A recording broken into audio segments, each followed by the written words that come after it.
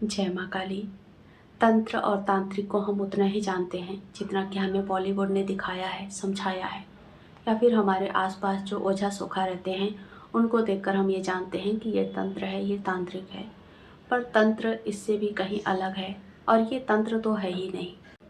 एक तांत्रिक को हम देख कर डरते हैं। हमें लगता है कि अगर हम तांत्रिक के पास जाएं या फिर तांत्रिक को हमने देख लिया या फिर तांत्रिक ने हमें देख लिया तो वो कुछ हमारे ऊपर कर देगा, बुरा कर देगा।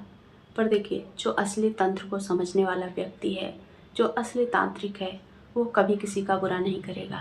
वो इंसान तो छोड़ो, किसी जानवर का भी अहित नहीं कर सकता, क्योंकि उसे कर्मों का खेल अच्छे से पता होता है।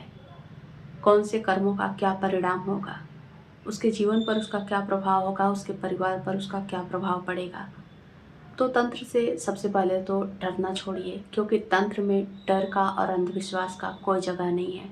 तंत्र का मतलब होता है एक सिस्टम, एक प्रणाली। तंत्र जैसे कि हम व्यवहारिक रूप से, शारीरिक रूप से समझते हैं।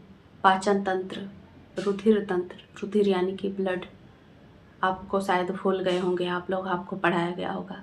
रुधिर तंत्र, पाचन तंत्र, प्रजनन तंत्र, इस तरह से जो हमारे शरीर में तंत्र काम कर रहा है, एक सिस्टम के तहत काम कर रहा है, तो वो भी एक तंत्र ही है। और इसी सिस्टम को जो समझ लिया वो डॉक्टर है, यानी कि वो भी कहीं ना कहीं एक तांत्रिक ही है, क्योंकि उसने हमारे शरीर को समझा, हमारे सभी तंत्रों को समझा है, तो वो भी एक तांत्रिक है। वैसे ही एक लॉ को समझने वाला, कानून को समझने वाला एक जज और एक वकील, वो भी अपने फील्ड में एक तांत्रिक है, क्योंकि उसने भी कानून के सिस्टम को अच्छे से समझा है।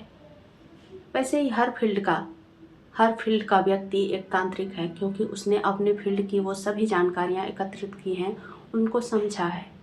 तो उसी तरह से आध्यात्मिक व्यक्ति, एक साधक, जिसने ब्रह्मांडीय सिस्टम को समझा है, उसने उस ऊर्जा को जाना है, उन शक्तियों को जाना है, और वो उनको इस्तेमाल कर रहा है, काम में ला रहा है, तो वो तांत्रिक है। तो जैसे हम डॉक्टर से नहीं डरते, क्योंकि उसको समझ है कि क्या करना है, क्या करने से एक व्यक्ति को नुकसान होता है, वैसे ही एक तांत्रिक, एक तंत्र वाला व्यक्ति, एक आध्यात्मिक व्यक्ति, वो समझता है कि इन ऊर्जाओं के साथ किस तरह से व्यवहार करना है और किस तरह से इसका इस्तेमाल करना है, और कैसे इसके गलत इस्तेमाल से उसके और उसके सामने वाला व्यक्ति पर किस तरह से बुरा प्रभाव पड़ेगा। तो वो कैसे किसी का बुरा कर सकता है। एक आध्यात्मिक व्यक्ति उन सभी शक्तियों की पढ़ाई करता है, मंत्र के जरिए, साधना के जरिए, गुरु के जरिए। ये एक त्रिकोणीय प्रणाली होती है, जिसमें गुरु, शिष्य और शक्ति तीनों जुड़ते हैं, तब जाकर हम तंत्र को समझते हैं। लेकिन अगर आपके अंदर क्षमता है, अगर आप चाहें, तो इसे दो भागों में, यानी कि शक्ति और आप दोनों मिलकर भी इस चीज़ को समझ सकते हैं। अब होता यह है कि तांत्रिक अनुष्ठान करता है, उसमें बहुत सारी चीज़ों को रखता है, वो चीज़ें कभी कभी डरावनी होती है, तो उसको देखकर इंसान भयभीत होता है, डरता है। और जो उसके मन का डर होता है, जो उसने अपने मन में जो चीज़ों को रचना कर रखी है, उसी रचना के द्वारा वो सामने वाले को देखता है, समझता है।